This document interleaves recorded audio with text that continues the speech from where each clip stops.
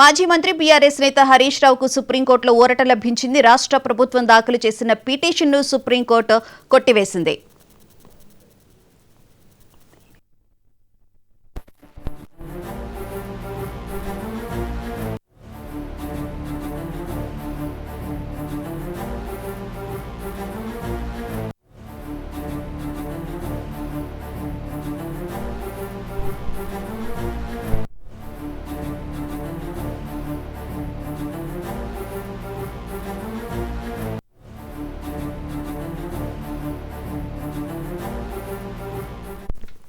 మాజీ మంత్రి BRS MLA Harish రావుకు సుప్రీంకోర్టులో ఊరట లభించింది. రాష్ట్ర ప్రభుత్వం దాఖలు చేసిన పిటిషన్ అయితే సుప్రీంకోర్టులో డిస్మిస్ చేసినట్లు తెలిసింది. ముఖ్యంగా ఫోన్ ట్యాపింగ్ విషయంలో హరీష్ రావు విచారణ కోసం అనుమతి కోసం రాష్ట్ర ప్రభుత్వం పిటిషన్ దాఖలు చేసింది. ఈ పిటిషన్ను సుప్రీంకోర్టు తాజాగా కొట్టివేసింది. దీంతో మాజీ మంత్రి హరీష్ రావుకు సుప్రీంకోర్టులో ఊరట లభించినట్లయింది.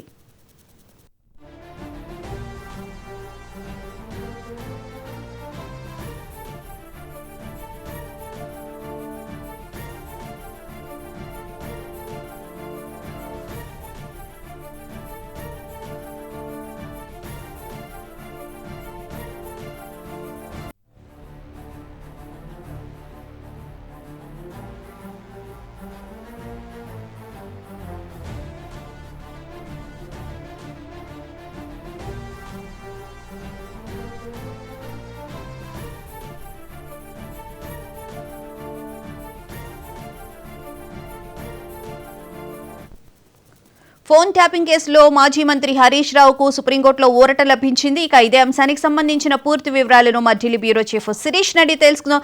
శిరీష్, చెప్పండి, ఇప్పటికే ఫోన్ ట్యాపింగ్ కేసులో చాలా కీలక ఆధారాలు సేకరించడం జరిగింది. అలాగే సిట్ అధికారులు నిన్న నవీన్ రావును కూడా విచారించిన నేపథ్యంలో ఈ రోజు సుప్రీంకోర్టులో విచారణకు వచ్చినటువంటి హరీష్ రావు కేసులు అయితే డిస్మిస్ చేసినట్లుగా కూడా తెలిసింది. ఫోన్ ట్యాపింగ్ వ్యవహారానికి సంబంధించి లేటెస్ట్ అప్డేట్ ఏంటి? ముఖ్యంగా ఇక్కడ చూసినట్లయితే ఈరోజు సుప్రీంకోర్టులో ఫోన్ ట్యాపింగ్ కేసు మాజీ మంత్రి హరీష్ రావుపై విచారణ అవసరం. మాజీ మంత్రి హరీష్ రావు ఆదేశాలతోటి పోలీసు ఉన్నతాధికారి రాధాకిషన్ రావు తన ఫోన్ ట్యాప్ చేశారని చెప్పేసి రియల్ ఎస్టేట్ వ్యాపారి చక్రధర్ గౌడ్ ఫిర్యాదు చేశారు.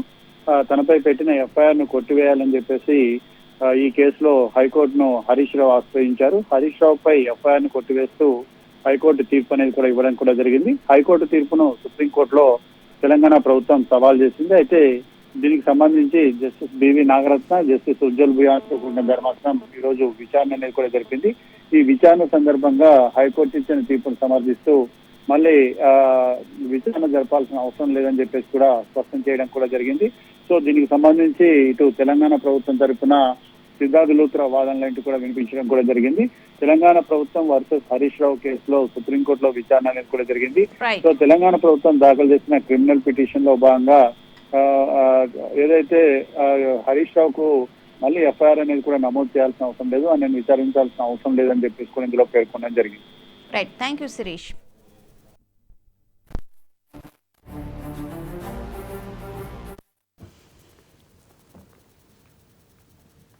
ఇవి బులెటిన్ విశేషాలు చూస్తే